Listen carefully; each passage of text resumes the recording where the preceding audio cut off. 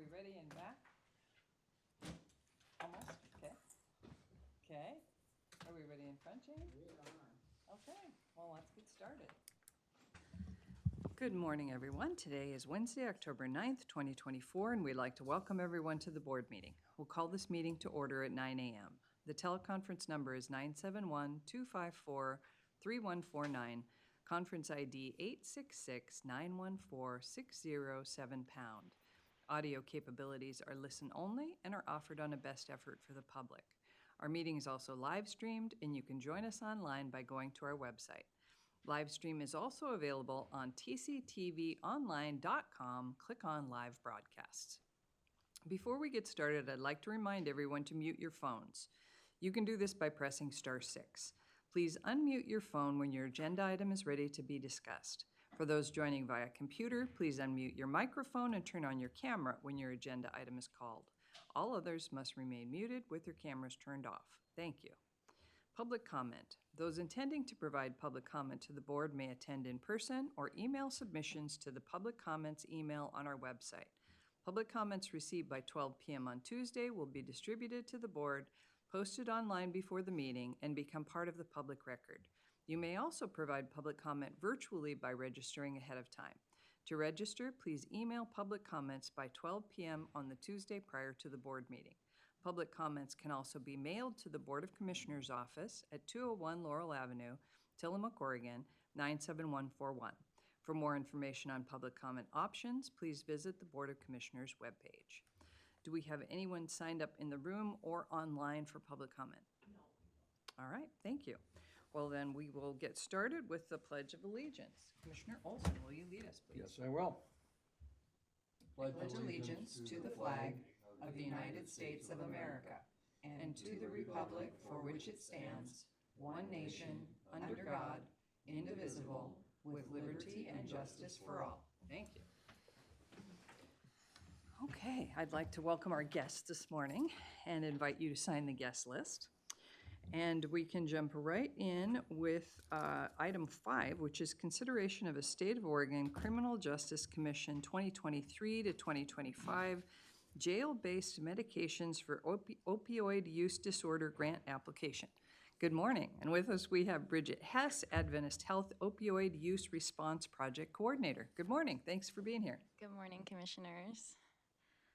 Please introduce yourself. I know I just did. Yeah, so Bridget Hess with Adventist Health. I'm the Opioid Use Response Coordinator for our Tillamook. It also includes substance use disorder as well, so I manage grants for both of those. Thank you. Yeah.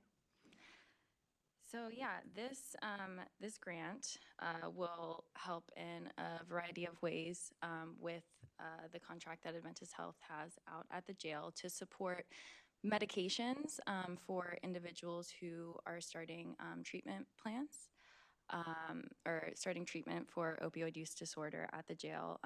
And upon incarceration, individuals lose their medical coverage, so this will help cover some of those costs with the medications. Also, it will help support our planning for transition planning services, so when people are released, we'll be able to work with community partners and support them to help these individuals upon their release. Terrific. Thank you. Commissioner Scar? Sure. I was going to ask if we had anyone from the Sheriff's Department that wanted to speak to this morning. I don't see the sheriff. Okay. Wanted to make sure they had the first opportunity if they would like to make any comments since it is in their jail. This CJC grant was one that came through, actually AOC was where we first got wind of it, and commissioners, we talked about it and passed it on to Adventist Health to see if it would be useful to them. And I'm excited that the opportunity is here. Rachel and I were talking about use of our opioid settlement funds recently and wondering if we needed some of that in the jail. And the good news was we had this grant, but certainly opioid settlement might be funding in the future if this does not end up being an ongoing grant opportunity, because currently it's listed as one-time funding through CJC, so we'll see where that goes. But our Tillamook planning process that was done about 5 years ago identified initiation of treatment in the jail as one of the key best practices to add to our system, and we've done that. So I'm super excited that this funding is here and will allow it to continue and keeps it definitely on our radar as something that needs funding going forward. So thank you, Bridget, for Adventist Health's willingness to prepare the grant. We appreciate your grant writer and look forward to working with you on submitting it. Of course, thank you so much. Thank you. Commissioner? Thank you. I think this is another good step forward, and I'm glad to see it happen. I guess the only question I might have, in your judgment from what you know, and I know it's a much bigger issue and bigger world, are things getting any better in Tillamook County or about the same, or do you see maybe a trend going the wrong direction? I think in terms of the treatment options we have available, I think it's so much stronger, and like we have so many resources, and we're going to continue to build those to support the individuals that are coming, especially into the jail with opioid use or substance use disorder. I can't really speak to whether the problem right now, like I don't have any numbers or figures or anything like that, but what I am really confident in is the fact that our treatment options are becoming a lot stronger. The way we're working together as a community with all of our community partners to strengthen the resources for people transitioning and needing those supports is just getting stronger with help through this grant fund as well as other grants like the Behavioral Health Resource Network and funds like that. Well, thank you. That's good to hear and encouraging, but of course, the individuals involved, some point they have to take the first step. That's always seemed to be the obstacle for so many of these things, and I'm just hoping that we've turned a corner, but it's hard to say, and I claim zero expertise in that field, so I depend on people like you to make things happen, so thank you. Yeah, thank you. And I thank you also for your excellent work and for the Adventist Health Partnership in this area. It's essential to us getting it done in the community, so I'm super grateful for the partnership. Thank you. I think we're ready for a motion. Okay. Madam Chair, in consideration of a State of Oregon Criminal Justice Commission 2023-2025 jail-based medications for opioid use disorder grant application, I move approval. Second. We have a motion and a second. Any further discussion? Hearing none, I'll call for the vote. All in favor signify by saying aye. Aye. Aye. Aye. Motion passes. Thank you, Bridget. Thank you, Bridget. Item 6 is consideration of an order in the matter of the reappointment of members to the Tillamook County Property Value Appeals Board. With us, we have Caitlin Munoz, Deputy County Clerk. Good morning. Good morning, Commissioners. Caitlin Munoz, Chief Deputy Clerk for the record.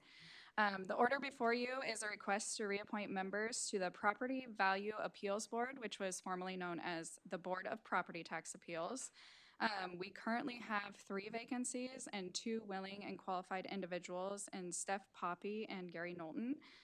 Both have previously served on the PVAB board and are wonderful assets to the board. We are still on the hunt for one more person, but we do have quorum with 2 individuals. This will be a 2-year term versus the 1-year term of prior years. And again, both Steph and Gary are willing and qualified to be reappointed to serve. So we just request that they're reappointed. Thank you. Thank you. Commissioner? Thank you. Yes, this is one of the departments to which I am the liaison, so I'll ask Caitlin, would you give another paragraph or 2 on how the system works and what this is? We talk a lot of with acronyms and all, but this is, in my understanding, a relatively modest time commitment, but it's an important part of the property tax system. So could you take a couple of minutes and talk about what happens when someone is unhappy or disagrees with his property tax assessment, and then how the process works? Yeah, so next week, property tax statements are mailed. So as soon as they're mailed, people have the right to start appealing. They have a time frame of when the property tax appeals or the property tax statements are mailed to December 31st to appeal the decision made by the tax office. And then once that appeal is made, the board convenes the 2nd February in the beginning of the year, and then they get to have hearings, present why they feel their taxes should be lowered, And then the board gets to make that decision if it's sustained. And a lot of the time, we encourage them to work with the assessor's office prior to appealing, because there just may be a miscommunication and maybe something that's not being understood by the taxpayer. But in years past, in 2022, we had 6 appeals, 2023, 9, 2024, 13. So we kind of are staying the same. And it's really the board only meets the one Monday in February, and then they have one full day of hearings in March. Has anyone ever come in and said, gee, I think my taxes are too low? You know, that's never been a problem. Probably not. Just too high. Well, I would expect somebody would be interested, and I know I spoke with you about that in some detail, and it seems to me that it would be helpful if someone, and you do have a third spot open, right? We do have a So- third spot open. In fact, Gary, our current member, he reached out to me on Monday. I just have to confirm with the Department of Revenue. He knows somebody in Lincoln County that may be qualified to be on the board. So we just have to narrow out if Okay. if he's allowed, because he's not in our county. So we just have to figure that out and then may be able to utilize him. So it would be at least a little bit helpful if someone had some background in real estate or how the system works. Yeah, yeah. And maybe common sense, which isn't as Exactly. common as one would think. So good. Well, that's, I see that as really a very important part of our property tax system, because first of all, it's administered by humans. Humans make mistakes. And second of all, there's oftentimes, or at least sometimes, items or facts that are unknown, and that would change it. So I know people who have challenged this over years, some past years, and they had some logic and reason for doing it, and were successful. So if you think it's in error, no harm in going forward and asking. So Absolutely. They have the good. right Well, to appeal. I yeah. hope you can fill that, and business will continue. Thank you. Thank you. Thank you. Commissioner? You know, it's part of Oregon's system. We're built into every process it feels like we have is that opportunity for public engagement, right? And this is another one of those spaces where we use people from our community to provide the adjudication, in this case, as to whether it's right or wrong. But I think about even at the state level, you know, there are advisory boards and commissions and all of those things, so that government always has the opportunity to have the public eyes on the work that we do and the opportunity to have voice. So I think this is great that we have it, and I greatly appreciate the individuals who are willing to serve, because although it is only, you know, it sounds like maybe a day and a half per year, it could be a contentious day and a half per year. You know, people feel strongly about property taxes, strongly about their properties. Yeah, so I appreciate their willingness to serve. Thank you. As do I. So my gratitude goes out to Steph Poppy and Gary Knowlton for their previous service and their willingness to continue to serve. I think that's great. While we've been talking about this, I've been thinking about ways that, times that this comes up, and we've been talking a lot about the FEMA biological opinion implementation, and how this may very well show up in the future is if we are obligated to, if we're obliged by FEMA to not allow development in floodplains, people already own property, the value is associated with the use of the property. So if there are properties in our county, which there surely would be, where we have to tell people, sorry, you'll never be able to build anything on this property again, then the value plummets. And people have already approached me about that. One of Commissioner Olson's neighbors in Pacific City said, I have a lot. It's my retirement dream to build on this lot, and if I can't build on it, it's worthless, and what are you guys going to do about it? Which is a fair question. So I can see how this board could become a lot more active in the future. I hope that's not the case, but I can see how that could play out. Yeah. All right, thank you. Thank you for your work. Yes, thank you. Ready? We're ready. Madam Chair, in consideration of order number 24-058, in the matter of the reappointment of members to the Tillamook County Property Value Appeals Board, I move approval. Second. We have a motion and a second. Further discussion? Hearing none, I'll call for the vote. All in favor signify by saying aye. Aye. Aye. Aye. Motion passes. Thank you. Thank you. Okay, item 7 is consideration of a United States Department of Health and Human Services application for health resources and Services Administration funding opportunity number HRSA -25-016 for service area competition. And with us, I believe we have Marlene Putman, Administrator of Health and Yep. Human Services. Nope, we have Rocky Phillips. Nope. Nope, Arlene's here with you. Good morning. Good morning. I think Rocky's gonna test me later, maybe. I don't know. Okay. Good morning. Good morning. So yes, we have a large grant application, which is the agenda item today. I'm going to provide just a little bit of background for folks that may not be familiar with a federally qualified health center. So Tillamook County, the Health and Human Services Department, also known as the Health Department, does include what's called a federally qualified health center, which provides integrated medical, dental, and behavioral health, and our integrated public health and environmental health programs. Federally qualified health centers were created under the National Healthcare Reform Care Act back in the early 1990s. People may be more familiar with the Affordable Care Act under the Obama administration that made a few changes to it. But originally, this came about in 1990s. So health centers and the related funding were established to address the needs of people that are not able to access care for a wide variety of reasons, whether it's not being able to afford the care, whether there are barriers to accessing care, culture, language, geographic, transportation, and a host of other things. So the federal government said we have too many people who are not able to access care. There aren't healthcare providers in these rural areas. So we know it's expensive when people cannot make full payment for healthcare. So we will provide these grants to help cover the cost between what would normally be a cost of care or attempt to cover the cost and what people can afford to pay or if they can't afford to pay at all. So Tillamook County applied for and received recognition as a federally qualified health center in 1994 as a lookalike and then was fully recognized in 95. So when we received that, we agreed that we would provide care to everyone in the county, regardless of the ability to pay. And you may be aware there are people who still do not have insurance or are underinsured and have limited means to pay. So right now, at least 20% of our patients still do not have insurance. And there are people who are underinsured, which means the premium's so high or services isn't covered. So it could be a more significant percent of our patients than just that 20%.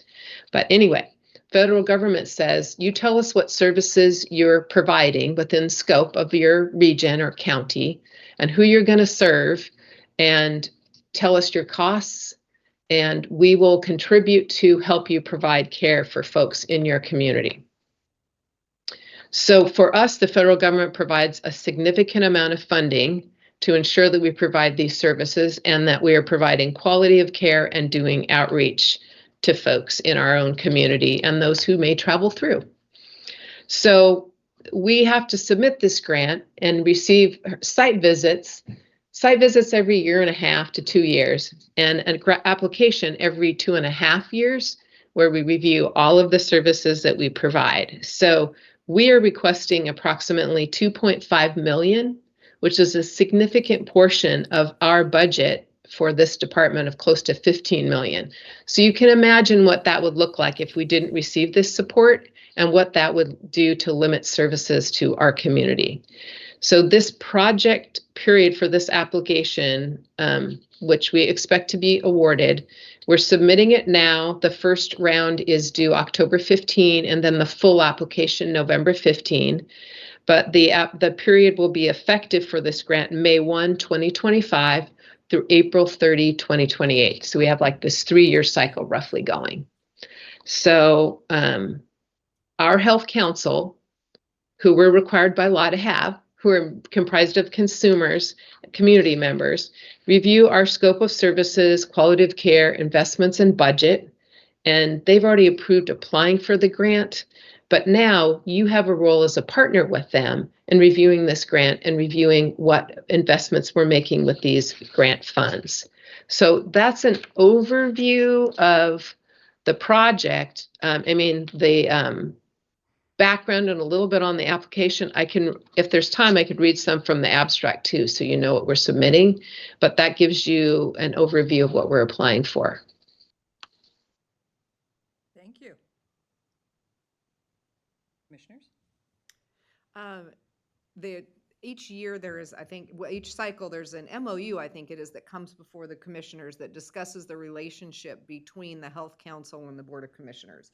And I think one of the things that was interesting to me when I became a commissioner and started working with Marlene, and I'm the liaison to the Health Council, was just recognizing the number of pieces of this work that are approved by and the Health Council is responsible for. So we as commissioners, while this is a department of the county, the federally qualified health center portion of this really looks at the Health Council as their board. Kind of going back to what we were talking about, how there's always a group of community members that are kind of right there at the key point, like we were talking about the tax appeal board. This is the Health Council, and it's a crucial piece of what happens, and they are really responsible for so much of the oversight of the FQHC. So we as commissioners need to approve this because it is a partnership per the MOU that we have with them. But it's just, I think it's an interesting structure, and I don't know that people recognize and realize the amount of responsibility that falls on the Health Council in partnership with us. And there's a great group of folks who've been serving as the Health Council for an exceptionally long time in many cases. It's a well-seasoned, well-trained board, which is absolutely fabulous to see. So I'm glad that we are applying. I know that this is funding that's needed in our community. The ability for us to have 20% of folks that are either uninsured or underinsured, and we can continue to serve them, is absolutely crucial. So I am in support of the application for sure. Thank you. Commissioner? Thank you. I too support it, and certainly don't understand in the detail that Ms. Buttman does or Commissioner Scar. However, when I hear the number that 20% of the people are underinsured or not insured at all, there needs to be a mechanism, and I believe this is it, to take care of those folks as well. As I've always believed that in America, there really should be the ability to get some sort of medical care without taking a person completely down to zero assets. And they also should have a method where people don't go hungry. I've never believed in America that should happen. And I think this is a large part of that. And as I understand it, this system does not occur in all the counties across America. So we're a little bit different than some, but to the extent it's offered here, I'm in full support of that. And the feds come in sometimes with a heavy hand, but in this case, they came up with their checkbook, I guess, and that's good. That is good. Well, I was pleased to hear you say that we expect to receive the grant, so thank goodness for that. And to my fellow commissioners' comments about 20% of local folks being uninsured or underinsured, I wonder if you could explain, even anecdotally, whether those folks qualify for the Affordable Care Act insurance, or if not, why not? So folks do qualify for the Oregon Health Plan, which is the plan that falls under the Affordable Care Act for Oregon. And the state of Oregon negotiates that with the federal government about what they're going to pay in Oregon, and Oregon creates the criteria for the Oregon Health Plan. So that context lets you know that there are qualifying criteria. So some folks meet the criteria, get assistance to enroll, and then if their income increases, that's one of the criteria in there, they fall off the Oregon Health Plan, and so they don't have insurance. They may not then get an employer insurance because their employer has either no insurance or a very small plan. So people are then in this gap where maybe their income will fall lower again, and then they qualify. And then their income goes up, and then they don't qualify. So there are some proposed changes that are in effect this year that can include people who are over a federal poverty level that's new for us. So if people are wondering, do you qualify? and you are a patient here or at Adventist Health or at Nehalem Bay, check with the staff there, because now if you have an income that's over 185% of the federal poverty level up to 200%, you will qualify. So there are people, to your point, that fall in that category now or did in the past. And that means you don't qualify for the Oregon Health Plan. There are people who have insurance, but the premiums are really high, the copays are high, or services aren't covered. So they would fall in the category of underinsured. So it varies sometimes even from month to month, and it can be challenging for folks. So we try to assist them with our on-site assisters to figure out what they qualify for and to make sure that they don't have a gap in insurance or coverage. And if they do, our nominal fee or low fee is $25 for a service. And we also can waive that in circumstances for folks as well. It's kind of a long answer, but it gives you a little bit more context for where people may fall in those circumstances. Thank you. I appreciate it. And it wasn't too long an answer. I appreciate it because I wonder, knowing that that's what the Affordable Care Act was set up to do. I wonder, you help me understand why it's not working seamlessly for people who need it. So, and I agree completely with my fellow commissioner's comment about, in this country, we should be able to provide healthcare. So I'm grateful for your work, and I'm grateful for the funding to be able to do it. Thank you. Okay. We're ready. Madam Chair, in consideration of United States Department of Health and Human Services application for Health Resources and Services Administration funding, opportunity number HRSA-25-016 for service area competition, I move approval. Second. We have a motion and a second. Any further discussion? Hearing none, I'll call for the vote. All in favor signify by saying aye. Aye. Aye. Aye. Motion passes. Thank you. Okay, moving on to item 8, consideration of an Oregon Health Authority Behavioral Health Division grant application for alcohol and drug prevention treatment services. Marlene. Yes, you may be more familiar with this grant application in its former name, called the Behavioral Health Resources Network, or BURN grant. Okay. So under Measure 110, there were some changes in the law that said we need to reinvest our funds in how we serve folks who may have a substance use, opioid use disorder, alcohol use disorder, and the like. So grant funds were made available to communities to apply to describe how they would help people more quickly address that are ready and interested in learning about treatment, how we could get them into services, not inpatient, but how we could assist with outpatient care for folks. So we applied and received funding the first time that this BURN grant came around. And then there were changes, you may all know, recently in how services are delivered under modifications to Measure 110. But we still are looking to coordinate care locally and provide services. And the scope of those services in this new grant, trying to remember the name that you just read, Alcohol and Drug Prevention and Treatment Services, include screenings for folks that may have a substance use disorder in that broad way I described it, assessments with clinicians and providers, behavioral health treatment or therapy, a harm reduction component, peer support and counseling, supportive housing are among the list of items. And we, as the applicant in this case, are to select from that list to describe what services we would provide for our community. There are other entities that are also applying, including Adventist Health and Tillamook Family Counseling Center,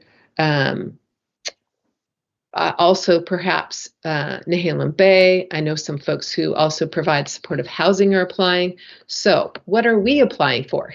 This is a 4-year grant with the description of what the budget would be across that time frame. So what we're proposing is we would coordinate our services for screening, assessment, and treatment with a 0.5 FTE coordinator among our behavioral health team to ensure that folks can get in as quickly as possible. If they call 24/7, they can get access. We work with our partner at Adventist Health for referrals.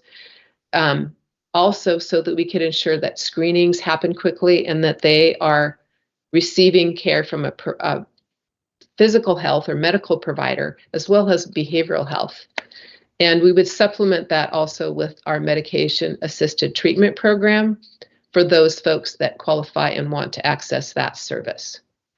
The other component that we would provide from that list is harm reduction, which you are familiar with now in terms of what we're providing for outreach, services throughout the county in North, Central, and South County. And we would fund a 0.4 FTE of our harm reduction coordinator. The other portion of that position is funded with our opioid settlement funds moving forward. But this position would continue to do that work as we did in the burn grant. So the funds run out, then the new grant hopefully starts July 1 of 2025, and we would be able to keep and retain the harm reduction coordinator position. So we're looking at 2 positions, and we also include in our budget several training items regarding trauma-informed care, improving access and preventative care services, and diversity, equity, and inclusion trainings 2 times a year. So our total budget, got to put on my glasses for this one. Our total budget for a 4-year period is $505,682.37. So we submit this application through the state portal, which was actually due on Friday last week, and we didn't get it on the commissioner's agenda in time for that submittal. Our health council did review and approve the submittal, so it is here for your approval today. And there is no guarantee we receive these funds, but there are funds allocated to our county as a whole from which we can apply around what maybe Commissioner Scar is familiar, can remember. It's around 4 to 5 million for the county, I think, as a whole was the previous amount. So it may be slightly reduced from there. Yeah, So we're all like 3.5 or 6. Oh, maybe, okay, somewhere yeah, in that range, makes, I think, but don't quote me on that either. yeah, okay. So that's the overview and the request, but I'm also happy to take any questions. Thank you. Commissioner? No questions. What was formerly the Burn Grant was a great opportunity that we took advantage of when it came out initially after Measure 110 across our community, and brought together, really, it was the partners of our Tillamook that were providing that support to expand our network and expand our services. To Bridget's point this morning, as she talked about to Commissioner Olson's question, that we've done a lot of work to expand services in our community and to do the best we can to be ready to respond. And this funding is a huge part of that. This requires that there be, I believe, 24-hour availability for someone who wants to talk to someone and start the process. And I think we've, in the past, partnered for Lines for Life with that. And then to get them in as rapidly as possible. And our health center is one of the key locations for that, because we know that when someone is ready to take that step, we want to be sure that we have a referral available for them. And this grant funding is specific to ensuring that across our community, we have those open doors. And so I'm pleased that we're applying for it. I'm super happy that the Our Tillamook group continues to be a strong coalition that I know worked together on this grant to make sure that we had, each of the required services represented in the grant. And I hope that that it comes through the way they have said it will. Last time it was a bit of a drawn-out process to be awarded, and we hope that OHA has found a way to streamline that, and that we will know quickly if we can continue the services we've built off the original round. So, thank you. Thank you. Commissioner Olson? Thank you. I'll ask one question. At first, I have no issue with this at all. This is something that you do as well, and certainly we have need for this service across the county. I was going to ask you down on item 10, but I can ask it now because you started to talk about it. what exactly, or what in, maybe not exactly, but what in general services is the health department now providing at the south end of the county and the north end? And I know we've got a clinic going in, a new one up north, but what services particularly, and I'll just do part of question or item number 10, with the pharmacy side of it, how spread out is the health department now across Tillamook County, which is, people know, is 75 miles long. It's almost like, the width of some tiny states. Yes, we serve folks in South County through our main clinic, which is located in Tillamook. So we also can provide services for people via video for those that may struggle with getting access. We do have to have some visits in person for, you kind of understand why you have to see a person, actually physically see them. We don't have a clinic in South County. We do have our mobile clinic, which we have tried on many occasions to hire staff to be a mobile clinic driver and to outstation at the school district, and are continuing to work with the school district, at least on dental, to be able to expand to South County. Now we have a dentist, so we're hoping that we'll be able to also engage some other folks to provide that service.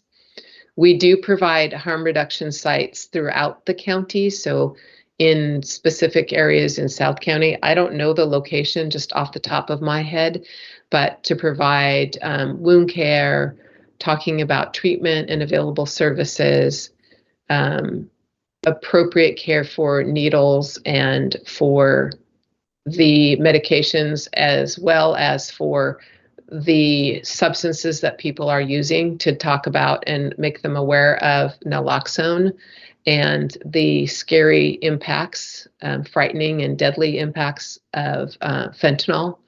So we do provide services there.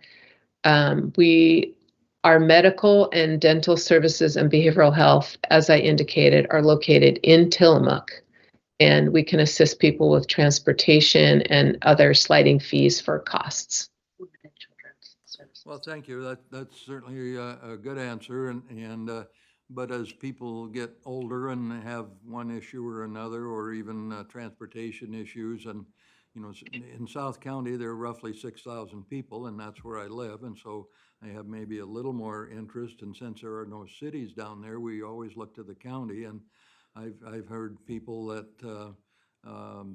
And I don't say they complain, but they took note of the fact that there are relatively few services there, and they either have to go inland or down to Lincoln City or up to Tillamook, and for some that's a pretty substantial burden. So I know the services are there, but the fact that they're there doesn't mean that they're reaching everyone who could take advantage. So thank you for that information. I think we're certainly doing what we can, and I recognize getting drivers and personnel and staff is always a challenge, and I think that it's maybe worse than it's been in recent years.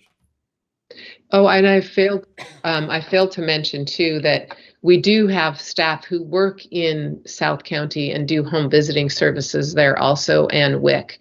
So people don't have to travel for those services. And there are staff who support them and can connect them to these other services. Trying to look at the number of folks that would access care in Tillamook is a challenge to, as you can appreciate, and people listening who are operating a business, is how many people are going to use the service, and the cost of operating a service for a small number. We'd have to serve 100% of the Medicaid population in order to try to break even for that area, and folks already have providers that they would like to see. So working with our partners, with Adventist Health and others, are options of providing some episodic care or even a school-based model we have looked at with the school district. So it could still develop. We're hopeful about that. So thanks for the opportunity to add a little bit there. Thank you. All right, I am certainly supportive of this grant application and of the work, so I think we're ready for a motion. Okay. Madam Chair, in consideration of an Oregon Health Authority Behavioral Health Division grant application for alcohol and drug prevention and treatment services, I move approval. Second. We have a motion and a second. Any further discussion? Hearing none, I'll call for the vote. All in favor signify by saying aye. Aye. Aye. Motion passes. Thank you. Moving on to item 9, consideration of intergovernmental agreement HHS 24/25-010 with Sand Creek Dental and Dental Care LLC for a dentist mentorship program. Marlene? Yes, this might sound familiar to you because we had an agreement with you before that we shared, and we just wanted to provide some more detail in the agreement with our partner at Sand Creek. So the arrangement is, as you may be aware, we have a new dentist under contract starting with our clinic here, and she is a new grad. And when you have a new student, they really can benefit from having the support of an experienced dentist. Since we only have one dentist in our office, we're reaching out to our partner dentists in the community to support this new person. And we're excited to be partnering with Sand Creek to mentor the new dentist, and she is now getting some experience in that clinic right now. And we will be starting services this month. So we're excited to have, her name is Itzel Romero, and we'll have some features coming out about her role in the community and a little bit about her background. So again, this agreement just describes what the role is going to be, the frequency of contact, and what the mentoring role looks like. But we're very appreciative of Cyrus Javity and his team and Dr. Finmore, who will be assisting her from that facility. Wonderful. Commissioner?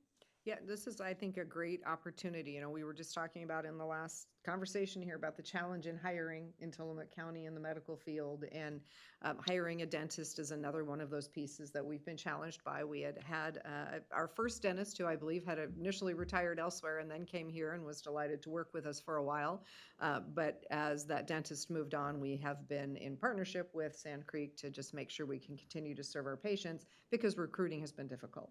So I think starting with a student that has completed dental school, so to be clear, they are a dentist, they have completed their schooling. However, as they are in their initial phases, I think having this mentorship agreement is a great way for us to go, and hopefully to develop a dentist that really wants to be here and will be with us long term. So fingers crossed on that. Thank you.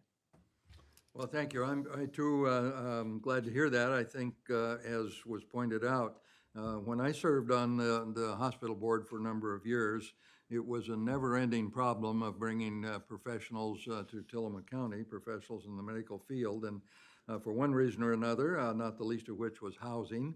And even though they may would love to live in this part of the world, if they couldn't find a house, or in many cases, they couldn't find employment, suitable employment for a spouse.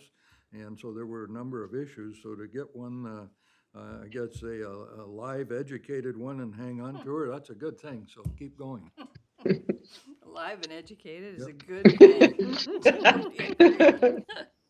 So do dentists with student debt qualify for student loan forgiveness if they serve in rural areas? They do. There is a National Health Service Corps loan repayment program. And for folks that work for a public qualifying entity, they also can qualify after they finish one loan program or repayment program. They can be part of the loan forgiveness program as long as they work for 10 years contiguous, in different facilities that are public entities. So it is a real good incentive. So dentists out there, share that. Thank you. It is a good incentive, and it helps, doesn't entirely solve the recruitment problem, but I would hope that it would help, and also bring young people and potentially young families to Tillamook County to live. Mm-hmm. All right, thank you. I'm fully supportive. Okay, Madam Chair, in consideration of intergovernmental agreement HHS 24/25-010 with Sand Creek Dental and Dental Care LLC for Dentist Mentorship Program, I move approval. Second. We have a motion and a second. Any further discussion? Hearing none, I'll call for the vote. All in favor signify by saying aye. Aye. Aye. Motion passes. Thank you. Moving on to item 10, consideration of a commercial sublease with Genoa Healthcare LLC of approximately for property located for property located at 800 Main Avenue, Suite A, Tillamook, Oregon, for an on-site licensed pharmacy at the Health and Human Services Department. Marlene, this is exciting. Yes, so we've moved from the lease to the sublease. So this is the thing we need to get signed. So we are excited that this is being presented today. The Genoa Healthcare LLC is partnering with the health center to create an integrated pharmacy on site with our clinical services at this additional location in Tillamook, in the former Tillamook Vision Center, right there off of Highway 101. They will be, the space is about 2,500 square feet, and they will be using about 500 of that for the pharmacy, which will need to be built out and is included in this lease that would is an allowable activity to engage in. So this is a 3-year lease, which is commencing on, let me see, I'm trying to remember the start date, August 15. So we been negotiating with the lawyers since July, I think. And it is for a portion of our total lease because it is a sublease. So if you look on page 4, sub 7.1 talks about what the rent and their portion of the square foot cost would be. So we have included $687.36 per month for rent, and then we'll be also dealing with utilities and other space as part of that, and additional costs as needed. But right now it says, and 19% of all utilities. So we don't know what those are going to be, but we have figured out that that's roughly what their cost will be for the shared space. There's an alterations section under sub 10.1, and Exhibit C kind of shows a picture of how the space is divided, if you're interested in seeing that. Just how it's not necessarily it doesn't have doors, it doesn't have all the spaces laid out or counters, but the front portion of the building is both a waiting area on the right and the reception to health services. And on the left is the window to the pharmacy. So clients can wait in that shared area, see their provider. Also, if they're there and need to pick up medications, they can do that. The pharmacy is open to the community as a whole, not just to our patients. So I wanted to remind people about that. So once the sublease is signed, then our partner Genoa can start going through the county process for permits and the like in order to build out their space, which they will do with their team at their cost. So that's the overview, but I may have missed some things, so happy to answer any questions, or Commissioner Scar, if you want to add as well, please do so. Thank you. Commissioner? I think you explained it pretty well. I know that we've been talking about this in fits and starts since Tillamook Pharmacy closed rather unexpectedly, and the need for additional pharmacy services in Tillamook County was exceptionally clear. So we're really happy that we have identified the partner and now identified the building, and that we're ready to move forward. Marlene, is there any even estimated date? I hesitate to ask this in a public meeting that's televised, but for when they would actually begin services, because I understand they do have to do their remodel in the building, and that can be somewhat unknown as to a timeline, but I wonder if there's an estimate. Well, the folks at Genoa have said that they can do their part in 4 to 6 weeks. The part that takes time, is permits and, waiting for the things to be in place. They already have their contractors, they're part of their team. So they don't have to go out for bids for any of this. They can just get working right away. The other side of the space, which will have integrated clinical services, doesn't have to open at the same time. But, we're working on using the space primarily as it is for roughly exam rooms and an operatory.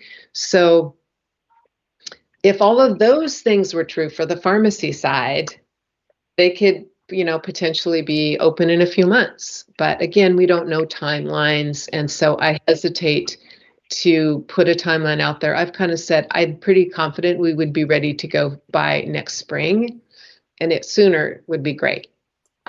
Thank you. I think that gives people sort of a realistic expectation that it won't be tomorrow and it won't be next month, but that hopefully by spring, the build out will be done and the pharmacy will be on site and prepared to serve our community. So that in and of itself is helpful, just to kind of set expectations into, I think, a reasonable frame, because I know people are anxious and waiting and excited to have an option that doesn't require the extra long lines that we're currently all standing in. I think it's Safeway and Fred Meyer, just due to the lack of capacity. So this will be great. You always got to look at the leases, and this one was interesting. The covenants of quiet enjoyment. I thought, it's just an odd thing. You're like, the legal terms are interesting. So no, I've looked at it and it looks like a fairly standard lease, and I'm sure that our attorneys have reviewed it, and just look forward to moving forward. Thank you. Commissioner? Thank you. Yes, this is good news because, as I think we mentioned some time back, in South County, we had a pharmacy for many years that was independent and privately owned, and there was a number of other items were available in that store, but when that individual decided to sell and could not find a buyer, the store was closed and then repurposed into another type of facility, and so that was a big blow down that way. And then when the Tillamook Pharmacy closed, as Commissioner Scar mentioned, that added to it. And so I think this is a good thing because people will have some choices. And if you're on certain medications, as many of us are, one kind or another, it's pretty darn important that you can get them and you can get them reliably. So my only question that I think of, and I claim not a whole lot of expertise, but I've read quite a number of articles about I'll call it the ethical drug business, where the middle people in the system that helps set prices and determines a lot of the retail activity. Would this pharmacy be roughly comparable to the other two that are part of a much larger chain, meaning Fred Meyer and Safeway? In other words, could you expect to get nearly every of the same selection of drugs at roughly comparable prices, and will they accept the same types of insurance as the other two, or is that yet to be determined? My understanding is the answer is yes to both of those questions, and I'm just going to look back at Irene Fitzgerald, who's our finance manager, to see if you had heard anything different, and I can talk about 340B, or you can. Right. No, I heard the same thing when we had our meeting, and we are a part of a 340B federal program to get discount on prescriptions or the drugs themselves. So a lot of times we purchase the drugs through this program and then pass on the savings to the patients through the medication. So the price should be as good as or better than, Yes. because of this healthcare 340B, which is just a section under the Healthcare Reform Act. And thank you. And as far as you know, then people who have various kinds of insurance, private or Medicare and so on, those would be acceptable for the most part as well, if they have a drug program in the insurance itself. Yes. Okay, well, good answer. And I suppose there'll be some differences, but for the public then, they essentially are going to have another option compared with what is there now. So I don't see a downside to that one, except I guess if you work for Fred Meyer or Safeway, you'd say, we don't need these guys in town, but the reality is we've got 27,000 people here, and this is a service they need. Thank you. Thank you. Have we started the conversation about our own health benefits, about whether or not Tillamook County employees will be able to use this pharmacy and have it covered? They can. We did ask that question, and Marlene was yes, correct?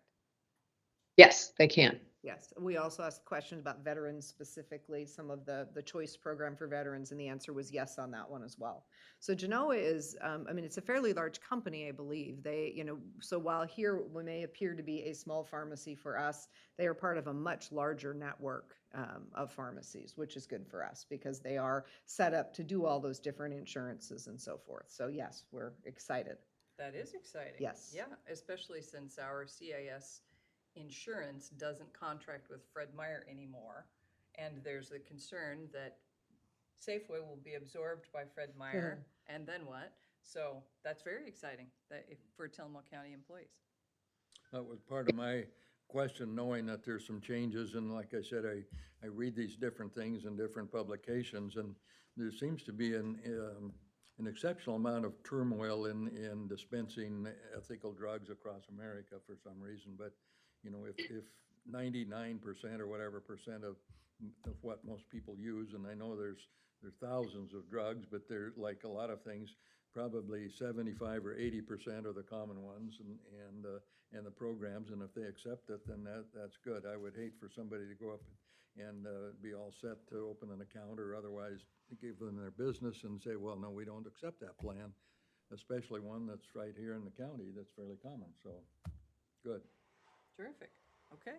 Also, in conversations with CIS, they are going out for a new pharmacy partner this year because of the issues related to, I think it's Express Scripts that could not come to terms with Kroger. So hopefully we will see that in our renewal in January, that we will have a new provider on the great. pharmacy side. So fingers crossed there too. Truly. Yeah. All right, I think we're ready for a motion. Madam Chair, in consideration of a commercial sublease with Genoa Healthcare LLC for property located at 800 Main Avenue, Suite A, Tillamook, Oregon, for an on-site licensed pharmacy at the Health and Human Services Department, I move approval. Second. We have a motion and a second. Any further discussion? Hearing none, I'll call for the vote. All in favor signify by saying aye. Aye. Aye. Aye. Motion passes. Thank you. Item 11 is consideration of an order in the matter of modifying fees for environmental health services of the Tillamook County Health and Human Services Department. Jamie. Jamie Craig is our Environmental Health Program Manager, and she's joining us today as a follow-up from our previous meeting. Thank you. So the commissioners wanted to bring this forward again this week after asking some questions, which I sent an answer form. If you'd like to revisit any of them, we can during the meeting. But what questions do you have today? Thank you. Commissioner Scar, do you have I'll let anything? you lead off. I think there were more questions from you and Doug than there were from me, so. Okay, so some of my questions were about that I'm uncomfortable with us having comparative prices that are high compared to Clatsop and Lincoln counties, because those counties are bigger than we are, and it seems to me like our comparator prices should be low or average compared to the other counties. So I'm uncomfortable with that, and I'm also uncomfortable with the big leaps in pricing that we've talked about previously. So you did respond with explanations, and I appreciate that, and I continue to feel uncomfortable about some of our pricing. Okay. Well, thank you. Yes, I had asked some questions as well, pretty much the same type questions. Why would there be this disparity among what appear to be comparable jurisdictions, although there are some differences, of course? So I had a meeting here a few days ago with both Marlene and Jamie, and I had asked in my email for Jamie to just give a quick response and not spend a lot of time, and she sent me a 9-page master's thesis on why this came to be. And I did and then we also had a fairly detailed conversation, and I told her I would support this, and I will vote to go forward for a couple of reasons. A, it needs to be done, and B, we're at a timeline that has to do with the state and whether things can actually be put in place. I did express some reservations about some of the things I think Commissioner Bell had mentioned. There were some what appear to be on its face inequities or some large prices, and we also talked a bit about small businesses and the fact that many small businesses are inexperienced and they come into being, you know, it's their dream, they've quit their job or they've done whatever they've done, or somebody passed away and left them $50,000, so they want to open a food cart and, you know, strike out on their own, and good for them, because I was in business for 23 years, the same thing. And they find these, what are obstacles or unknowns, so part of this, what I see is some simple education that in order to go into the food business, lodging business, and other retail type consumer businesses, there are a lot of hurdles, financial and otherwise, including if you're going to sell food to the public, there's sanitation matters and all of those kinds of things. And so I think it has to be there. So my only concern as we go forward into the years to be would be that there be considerable thought given to how this impacts people and the time it takes to do it. And maybe we could do a better job of education up front. And I know, Jamie, I know there are some publications that lay all this out, but maybe that could be enhanced some way so that if somebody's thinking about opening a restaurant or food cart or a lodging property or something that requires some inspection, there can be a sort of a owner's manual or beware of this or understand this. So the feedback I get from people in my part of the county is that they didn't expect that, or they thought it was way more than it should be, and it took too long. So if somehow we could keep that in mind, that we're here to serve these people, I think it would be worthwhile. As to getting this going forward, as I said, I will support this motion if we have one in favor of moving forward, because we're up against a timeline. And the flip side of all of this is the public safety, and I won't forget that, because I know when I order a sandwich somewhere, I'm thinking that, you know, somebody has thought about, you know, the person who prepared that supposed to wash their hands after they've used the toilet facilities. And, you know, I don't know that you can't inspect that every time, of course, but that becomes a requirement for sanitation. And I think most people need to be comfortable when they go in and order food, that there's some standards in place. And I'm old enough to remember, I talked to her and she's not, I can remember when you went to a restaurant in the state of Oregon, on the front door, it had either a A or a B or a C. And so maybe some people remember that. Yeah, I do. Don't do that anymore, but, you know, it was the same thing. Somebody had inspected it and checked their water temperature and what they did with their leftover food products and cooking facilities, and did they have adequate temperature in the dishwasher and all that kind of stuff. So, you know, that's part of what local government does, is ensure some level of sanitation. And, you know, we don't cook over a campfire anymore, so I'll just leave it at that. Thank you. Thank you. Can I respond to some of Doug's comments? Sure. So our website, our environmental health website, does have all the rules, all the guides. The application lays out quite a bit of things. I am very proactive in saying that if you have questions, you can call me, you can email me. I very much help small businesses get up and running. And I take pride in that. As a consumer myself, I don't like it when somebody says, well, I don't know the answer, or I'll pass you on to the next person. It may not be part of my job description, but I will get back to you and I will find the answer. So, so I do appreciate the comments, but I also am pro small business when it comes to this. These are just fees for cost of business. And I'm happy to work with you, Commissioner Bell, moving forward next year on some fees, and we can sit down and I can show you the process and we can work that if that is something that you're open to. Thanks for that offer. I appreciate it, and I will be happy to take you up on it. Okay, I think we're ready for a motion. Okay, I'll make a couple quick comments before we do, because I think this conversation that we just had is really, really important. As I said last time, we find ourselves tasked by the state of Oregon to do this work, to ensure the safety is here. And we find ourselves tasked by our constituencies to do exactly what Commissioner Bell has done, which is to say, hey, wait a minute. Is this right? Are we providing, you know, the right service at the right price? And as commissioners, this is a really hard space to be in. There's two pieces to this. One is the solvency of the county government that we have to be thinking about, to Doug's points last time as well, is are we charging enough to support ourselves, to which the answer was no, and we probably never will be able to get there. But to Commissioner Bell's questions, are we charging too much for restaurants? You know, this is a difficult balance to try to strike as government. So I guess I just want to acknowledge that while I will be making a motion to pass this and move forward, it is in no way because I don't support small business and don't see that there are challenges for small business in our communities. I'm a small business owner myself and had to put a lot of money on the table before my husband ever dipped an oar in the water as a fishing guide.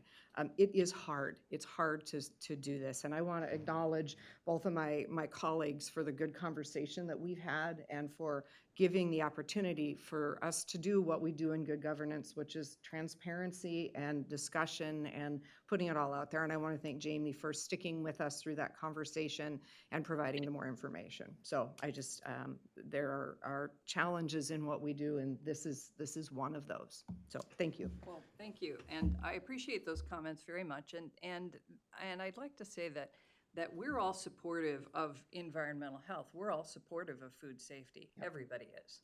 Yep. And so it's not that we're not supportive of the office or the work. I think the sticky wicket here are the fees, are the proposed fee increases, or the fees that we're charging now, are they fair and reasonable? And we do need to dig into it. And it occurs to me, to Commissioner Olson's point earlier, that we lack information about how our fee increases impact businesses. We lack that information. And before we have this conversation again next year, I'd like us to figure out how we get that information. Because right now, we're sort of guessing. And not only for these fee increases, but for the increases that impact other businesses.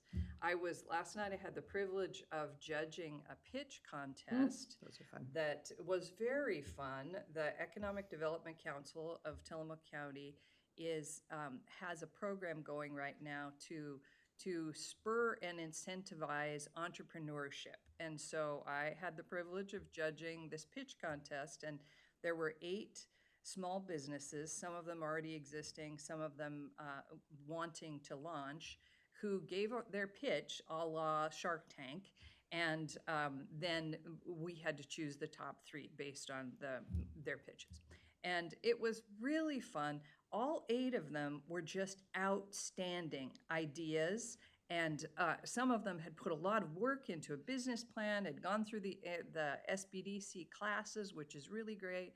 And they had their budgets, and they had their hopes and their dreams, and they, were sharing them with us, wanting us to invest in their processes. And several of them included issues about food service. One of them was about safety, and specifically, and I was thinking about them. I was thinking about small businesses launching and impacts on small businesses. I was thinking about what Doug said last week about, as a small business owner, when you pay a fee every year and it's this and this and this, and then you get the bill and it's doubled or tripled or quadrupled, and you say, hey, wait a second, what's this all about? So that's where I remain. I am supportive of safety, of course, and I am supportive of the department, and I'm not comfortable with some of these increases. So Sure. We're ready for a motion. Okay. Madam Chair, in consideration of Order 24-059 in the matter of modifying fees for environmental health services at the Tillamook County Health and Human Services Department, I move approval. Second. We have a motion and a second. Any further discussion? All in favor signify by saying aye. Aye. And I am opposed. Motion passes. Okay, item 11 is consideration of a personnel requisition for a new returning retired employee, 150 days on call. And with us, we have Don Algeier, Tillamook County Library Director. Good morning, Don. Good morning, Commissioners. I have before you a personnel requisition for a returning librarian who retired, Angela Arena, who was our teen librarian for some time, adult services librarian, and then lastly, the main manager. She has somehow decided that she would like to join us despite retirement, which I am led to believe is quite fun. And so we feel pretty lucky about that. We have a number of projects that we want to work on over the course of the next couple of years, but it's certainly this year. That includes looking at the archive room at the library, which is lacks definition and needs support. So putting together a plan around that, and then also looking at our government documents, which if you've seen them at the main library, we've got a treasure trove of government documents, but they are not well cataloged or organized. And so we would like to make sure that that is not the case, since that is a place where you can find that sort of information readily. So she would be coming on as an on-call librarian and doing project work for us here and there in between, retirement adventures, I'm sure. So I'm glad to answer any questions you might have about this position. And I would just say that I continue to be incredibly grateful for, someone like Angela coming back to the library, but just the number of people in the community that do things to support this library. I'm in all of it, honestly, on a regular basis. It's really inspiring. So again, any questions, I'm glad to answer. Thank you, Don. Well, as the library liaison, I'll speak to this first. Angela is a treasure and great benefit to the library, and I'm delighted that she wants to come out of retirement already and come back part-time on a limited basis. That is a huge advantage to our library system, our library users, our library staff. So I think it's delightful and such a terrific opportunity to take care of someone with long-term experience and knowledge and wisdom. So I'm fully supportive. Thank you. Commissioner? Yeah, thank you. No, Don, this sounds great. Logistical question, how long has she been gone? I think I missed that. I might have not been. That's a good question. I should know it. I want to say that she left at the end of May, but I would need to look at that Perfect. to be sure. It was a Yep. logistical question related to HR stuff that she's Yeah. all good. Thank you. Yep. Yeah, needs to be a defined gap when we bring somebody back for benefit purposes, in fact, so that we don't run afoul. So, thank you. I don't remember the Yeah, exact absolutely. date either, but I think I remember a conversation about she wanted to spend the summer with her grandkids. Which is a wonderful way to Mhm. spend your summer. So, fantastic. Thank you. No, I'm always delighted when we have well-trained, committed people who retire and then say, but I'd be happy to help you out a little bit, because you can't get somebody and train them with that much, train them up to be Yeah. good. So that's fantastic. Commissioner?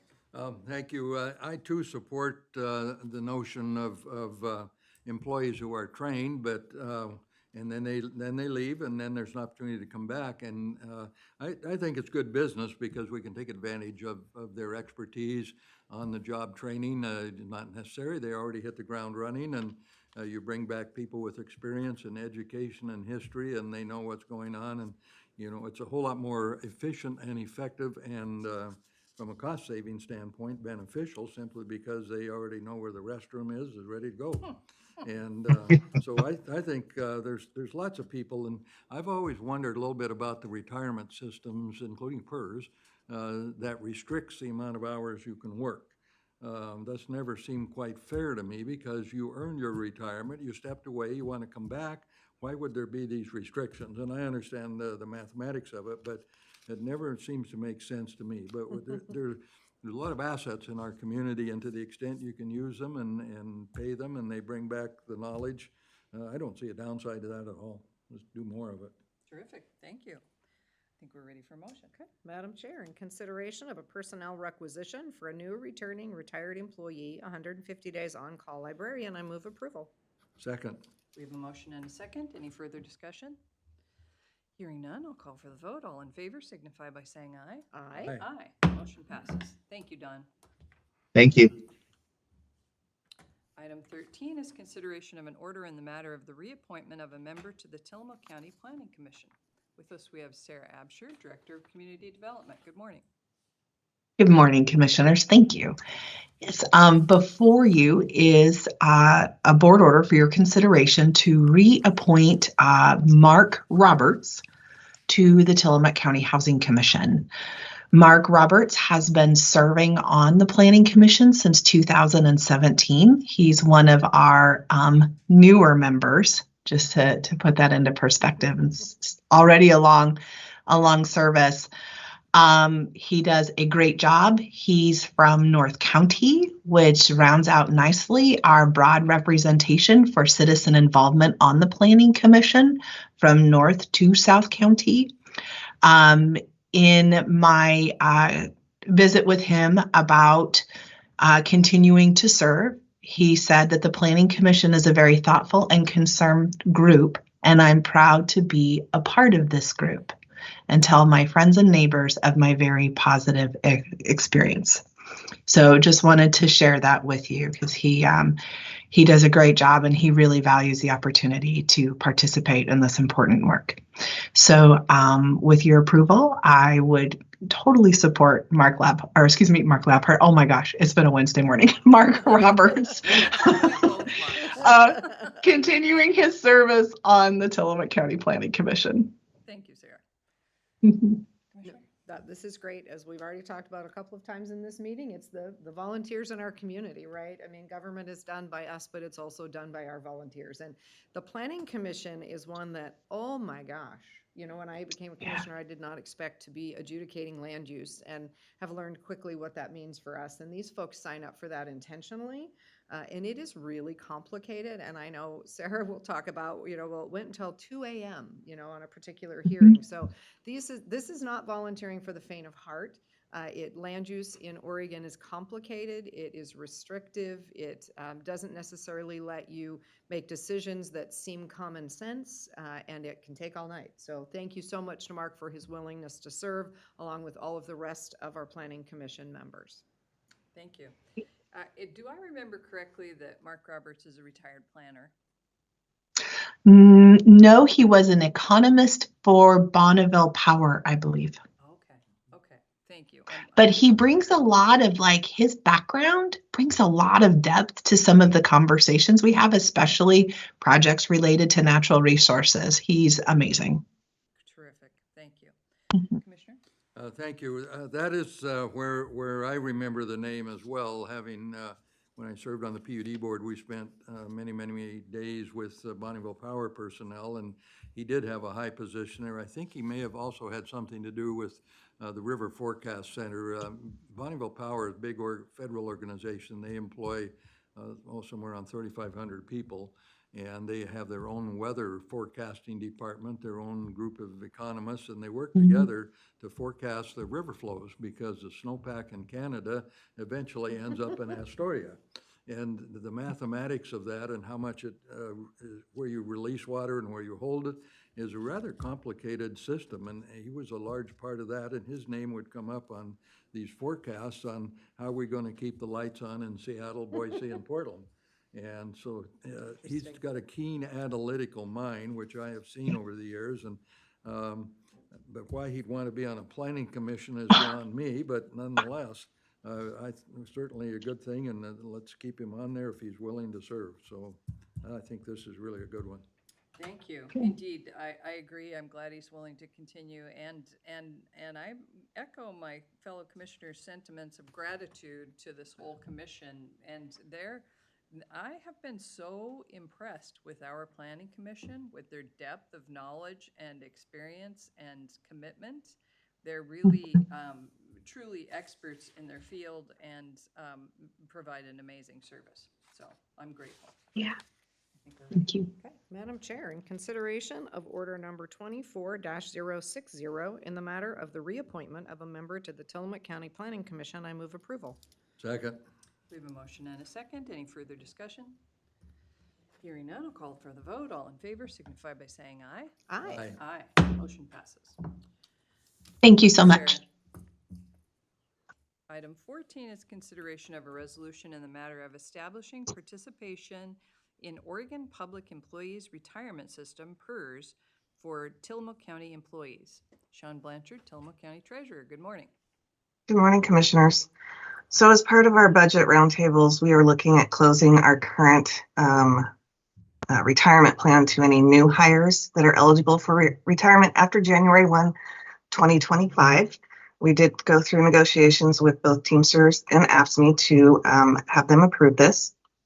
Before you is a resolution that I need to provide to PERS so that they can establish a coverage agreement between PERS and Tillamook County, which will come to you in a couple weeks for your signature. Thank you. Commissioner? So this is, as Sean indicated, what we have bargained, and this is the board order that aligns with that movement. I think, Sean, there are a couple of things in here where a decision was made or needs to be made relating to aligning this with the terms of our current program. And I know there were some questions about that came up in the board briefing. Did you have a chance, Commissioners, to get your answers to those questions, or do we need to have further discussion relating to those points? Sean emailed us some information. Okay, perfect. So yeah, this is in order to get PERS in line for January, we need to get this approved so that we can get it to the PERS folks this month so they can get the coverage agreement, which then allows me to move forward with our pension attorney to get the documents drafted that actually align with this and close our current plan as of the end of December. So this is just a very methodical stepping through process to make sure that we are in fact meeting the requirements of what we've negotiated. Thank you. Correct. Commissioner? Thank you. Yes, I'm certainly in support of this, and we have talked about this in some detail. And PERS, I'll just give it a short background here. I've been working on the county's retirement system and at least parts of it, and I think that maybe there are some changes or revisions that can be made in the very near future, this being one of them. PERS is a major retirement system for public employees in Oregon. And yesterday, I met with one of the actuaries, actually the lead actuary from a company called Millman, which manages the actuarial services for a good share of the pension, public and private, across America. And you know, just for the record, an actuary is someone who didn't have the personality to be an accountant. Need to put that. But this guy was very knowledgeable, and so a couple of things that go along with this switching. This is really a pretty important decision for the county because the county has its own retirement system, and of the 36 counties in Oregon, 33 of them are members of PERS. We will be the 34th.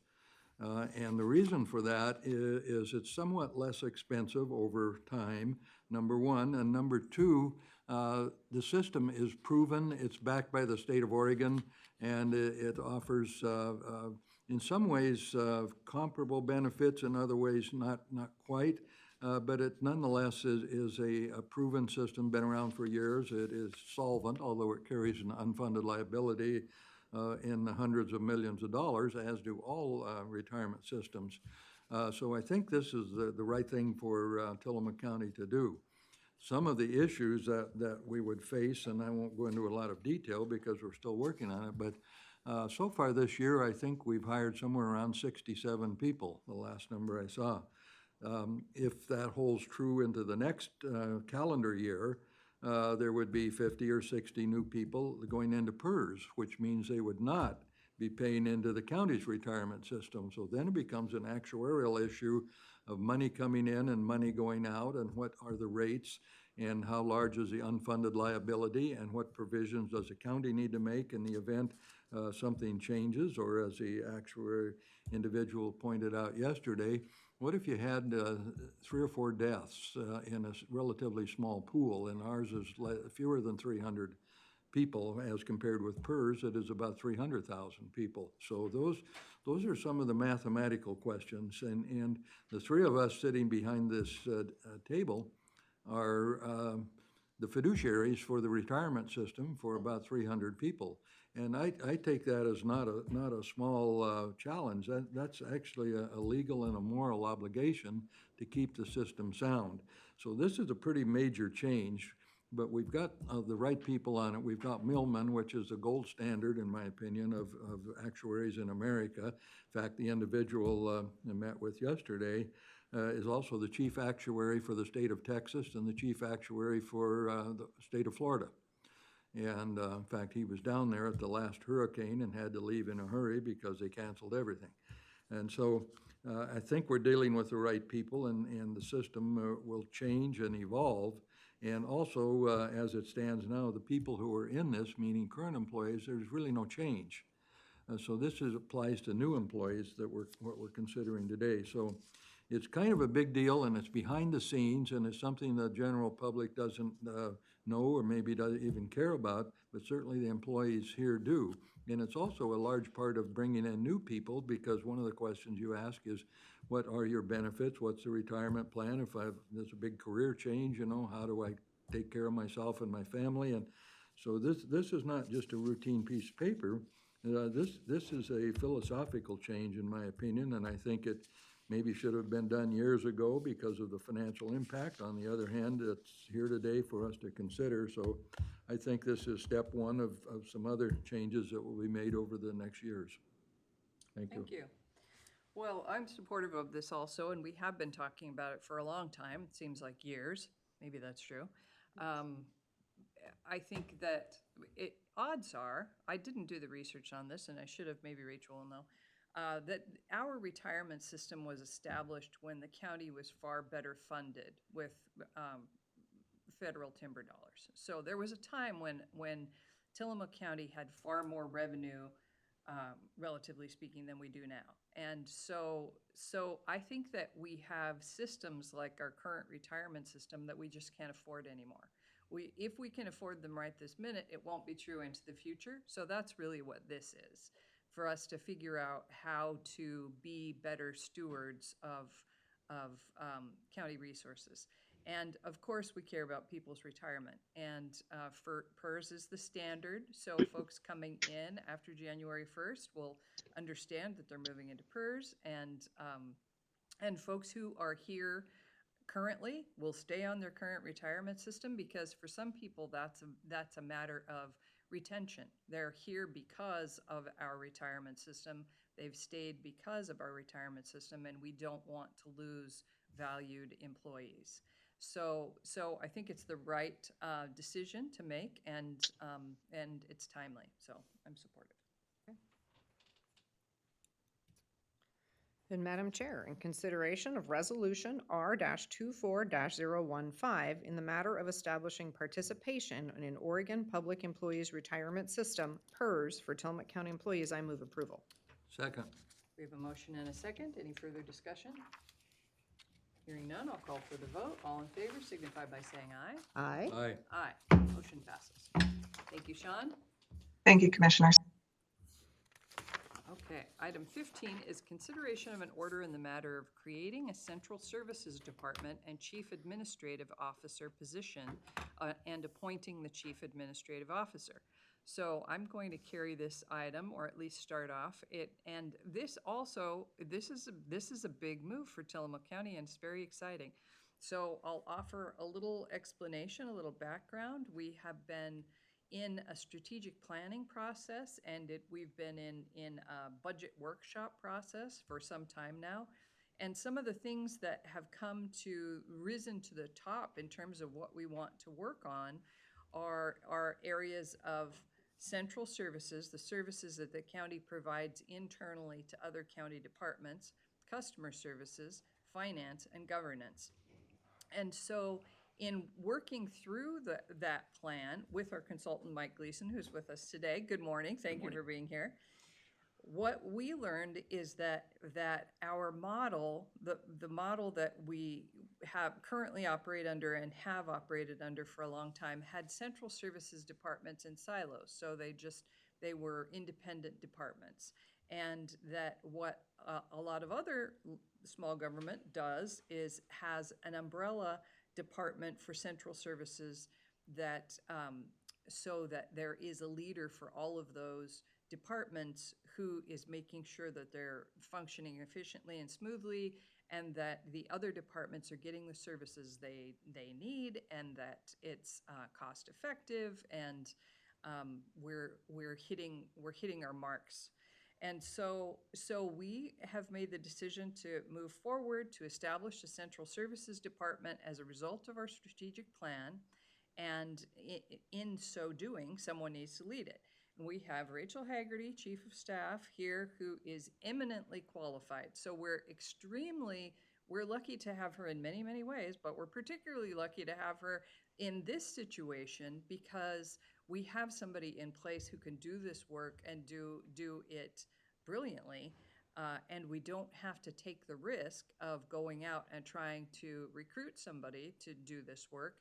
And somebody who knows our system, who's trusted and respected by everyone, all of us. And additionally, we're not talking about investing in a whole new position, a whole new executive level position.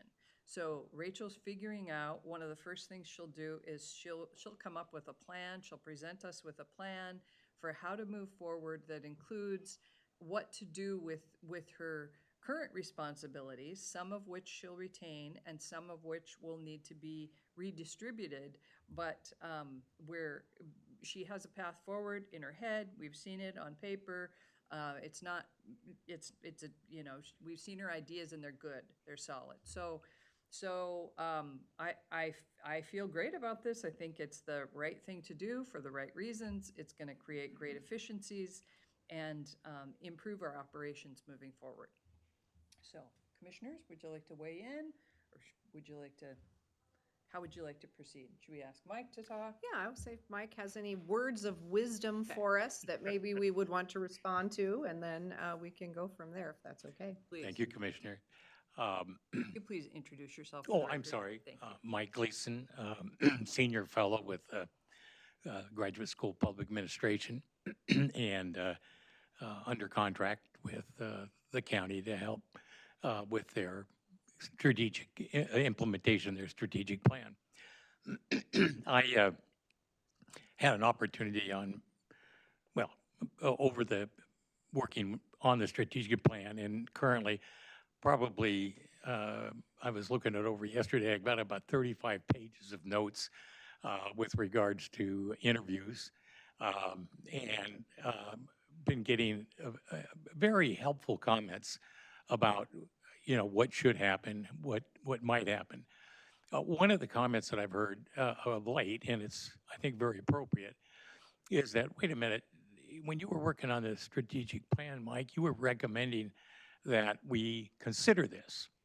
And I must say that has created a little confusion out there, and I have to take full responsibility for jumping the gun, if I will.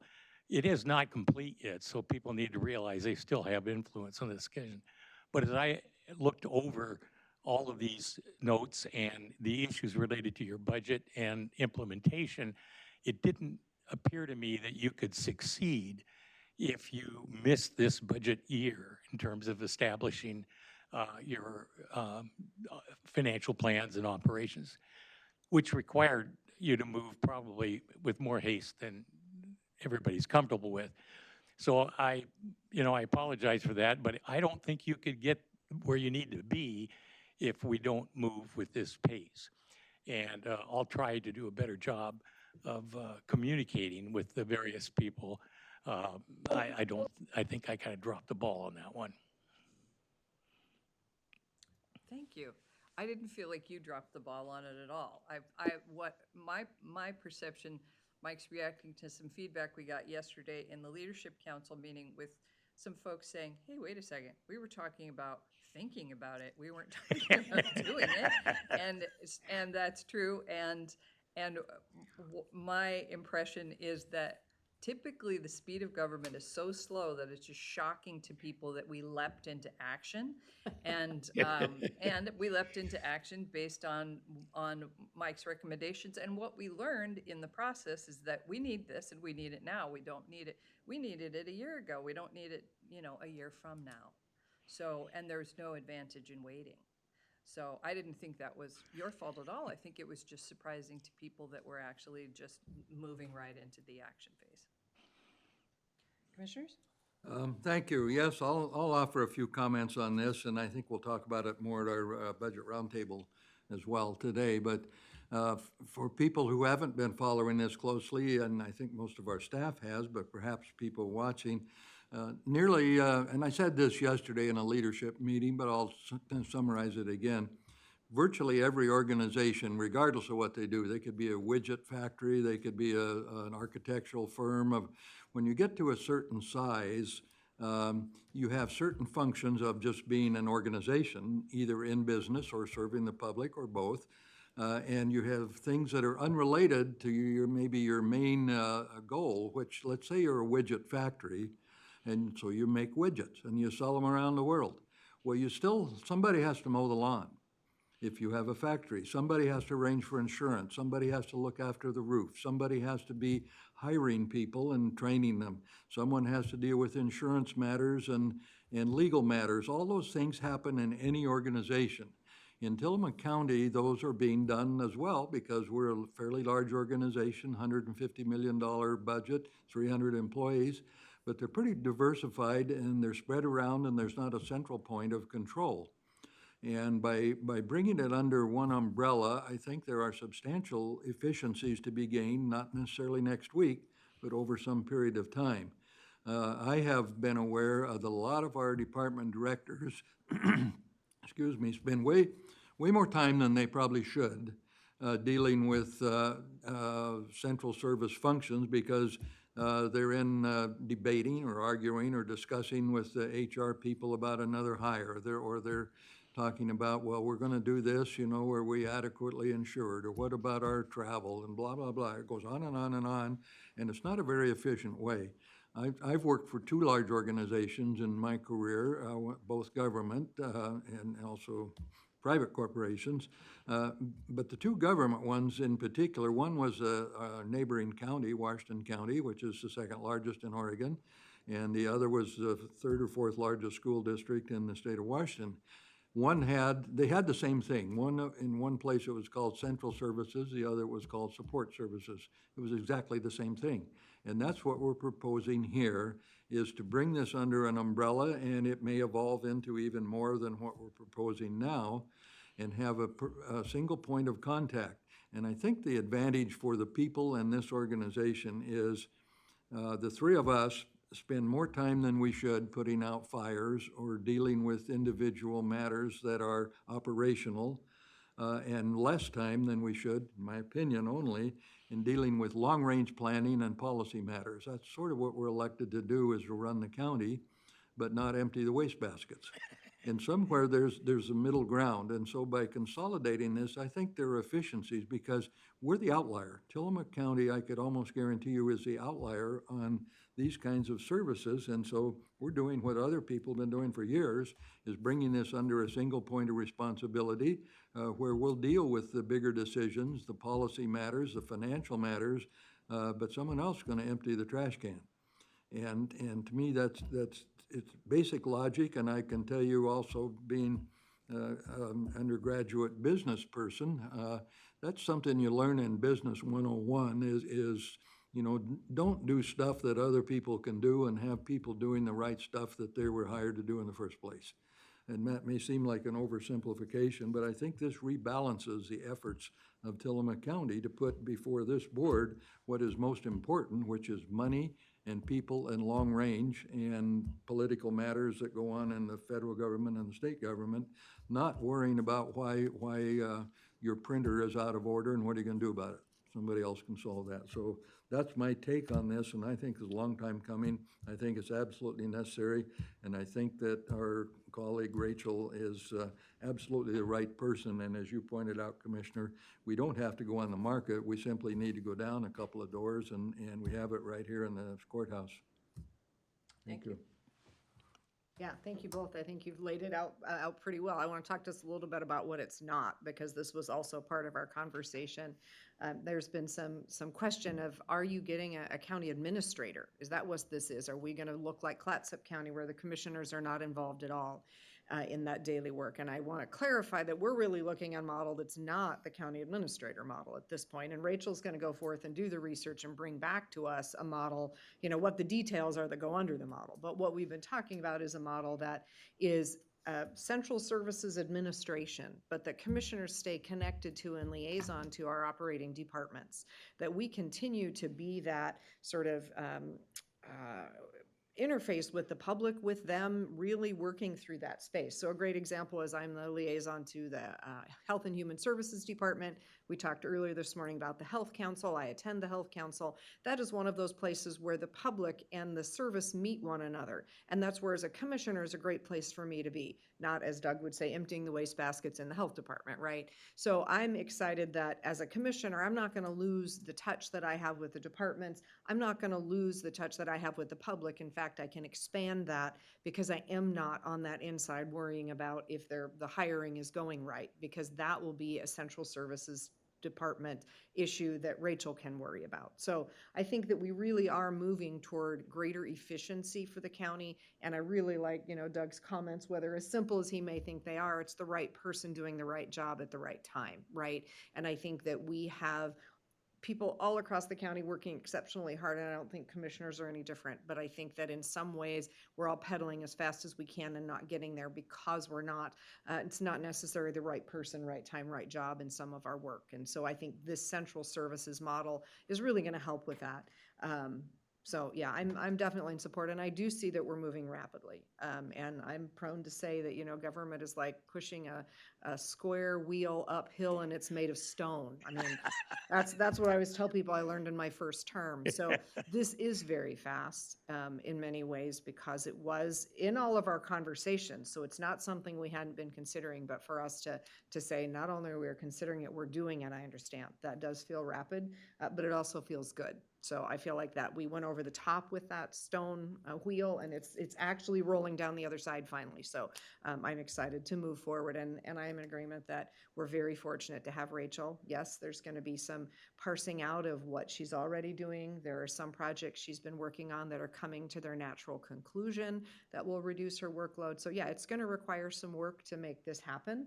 And there is a lot of fogginess around exactly what it looks like because we don't know yet. That's what we are tasking Rachel with today, is to bring back to us models on what it can look like so we can make sure that, which one we feel is best. We'll be working with our leadership team as well. And, I look forward to the process, as frightening as it may somewhat feel because of its fogginess. I look forward to that creation process of redesigning this so it works in the very best way. Terrific, thank you. Mike, anything else from you? No, ma'am. Okay, Rachel, would you like to talk? No. I think you guys, you did a good job of describing how we got here and the rationale and the why. There's a lot of outstanding questions that I'm excited to start digging in with the leadership team and going through, how this can benefit them and creating these models and decision points that can make this a great functioning central services department that supports the board, all the employees, and then ultimately the citizens. As I said, I understand there's a lot of questions out there. I would just encourage everyone, if there's questions, to reach out to the board or me or Mike. And we probably have answers to some of them that we could allay certain concerns on. And then if there's questions we don't have answers to, we're probably working on them, or we'll add them to the mix to things to work on. So just to, keep lines of communication open so everybody has accurate information. I would really appreciate people reaching out to me or the board or Mike. And then lastly, just thanks again. I'm a little repetitive from last week. Thanks again for your belief in me and being appointed to this position. And I'm just really excited to serve you and everyone in a new way. Thank you. Okay, I think we're ready for an order, Okay, for a motion rather, and an order. a motion on an order. Madam Chair, in consideration of order number 24-061, in the matter of creating a central services department and chief administrative officer position and appointing the chief administrative officer, I move approval. Second. We have a motion and a second. Any further discussion? Hearing none, I'll call for the vote. All in favor signify by saying aye. Aye. Aye. Motion passes. Thank you all. Congratulations, Rachel. Okay, do we have board concerns at this time? Well, thank you. I'll just mention a couple of things. We do have a budget roundtable again, a public meeting this afternoon. We'll spend most of the afternoon and talk about where we're going. I think we have, just for benefit of anyone listening, I think we have a way forward for this fiscal year, and it's pretty straightforward, and we'll discuss that in some detail. And ultimately, it will require some action by the Budget Committee. There's 6 of us, the 3 of us and 3 lay individuals. And we can deal with that, I think, probably at a November meeting that would be noticed as well. But we'll talk about that in some detail. And then we'll also look into next year, where there's a much larger number, approaching 3 million, and we'll talk about that. So that's what we'll do this afternoon. The only other thing I guess I would mention is I've been doing presentations on our radio bond, which is the only financial measure before the voters from Tillamook County this time around in November. I think there are a couple of measures statewide that deal with money, but this one is the only one in the county. And yesterday, I went to Rotary and to the Bay City, and the reception's been really quite positive. People have asked a lot of pretty good questions. Nobody has stood up and thrown his lunch at us. You know, nobody. It's really been very productive. Tonight I'm going to Rockaway Beach, and tomorrow over to Oceanside, and so we're sort of making the rounds. And there's also be some information coming through the mails in the next week about the time the ballots go out. I know the county has published some material that will be factual, and then there's some other material that will encourage you to vote yes and give you some reasons why. But ultimately, like everything else, it's up to the people. But I guess my report today is people acknowledge that the system is not what it should be, and that they sound like they're willing and able to pay for an upgrade. But one never knows, of course, till the ballots come back in and are tallied. But nobody is really saying this is a really stupid idea and why are you doing all this. There's been some questions, of course, and one or 2 letters to the editor here and there. But you know, that's to be expected. And I guess from my perspective, if people start asking questions or saying this, we don't like this, they're at least paying attention. And I worry more about people who, you know, they decide that maybe they should think about something about, you know, 30 minutes after before the closing hour. And so I think our community is aware of this, and they're becoming more and more aware. So time will tell, but so far so good. And you know, when you go around, you talk to these people and the people in the back, and I usually ask, you know, who doesn't have a cell phone? Well, one gentleman last night said, "No, I don't need any phones. You know, I don't want to talk to anybody. Don't need it." You know, so, but that's the only one so far out of I don't know how many, and so it's interesting, and I just enjoy going into these meetings, and the people come from wherever for whatever reasons, talk about this and that with their elected officials, and you know, you can't do that in every country in this world. You just can't. Thank you. Thank you. Board concerns? Nothing from me today. All right, thank you. Well, I will be going to Manzanita City Council tonight to talk about a proposed increase in the transient lodging tax. We're talking about putting it before the voters in May of 2025 to increase transient lodging tax. So I'm in the process of visiting with cities about what that would mean for them and or what it could mean for them. So I look forward to visiting with the Manzanita City Council tonight. And I appreciate the roadshow that you are doing, Doug, about the radio bond. I've heard from lots of people that they've heard it, and you're really doing a phenomenal job of getting the word out. So thank you. Thank you. All right, I will read our other meetings and announcements. As Commissioner Olson mentioned, we will attend a Budget Committee Roundtable meeting today, October 9th, at 1 p.m. to discuss upcoming budget planning right here in this room in the Tillamook County Courthouse. The teleconference number is 971-254-3149, conference ID 866-914-607#. Therefore, there's no board briefing scheduled for today. The Commissioners will attend a Winter Emergency Preparedness meeting on Thursday, October 17th, 2024 at 12:30 p.m. to discuss preparations for the upcoming winter months. The meeting will be held at the Officers Mess Hall, 6825 Officer Row in Tillamook. The teleconference number is 971-254-3149, conference ID 866-681-496#. And with that, we are adjourned at 10:48, I think, a.m. I can almost not, thank you, almost not see that clock on the corner of the, Yeah, I have that problem too. It's just, I have to look over here to be sure, because it's very tiny, which is why that one is good, except that one's always a minute or two off. Yeah. So somehow we must determine the time in the room. thanks for being with us today, Mike. Yeah, thanks for being here. Yeah, and no need to apologize. Yeah, Well, I should have put more emphasis on that particular communication element. And I actually at one point was thinking about it, and it just dropped the ball. All right, So here. maybe we can do better the next time around. yeah, I think to the sheriff's point, if we had just sent out a leadership email before the board briefing and asked them to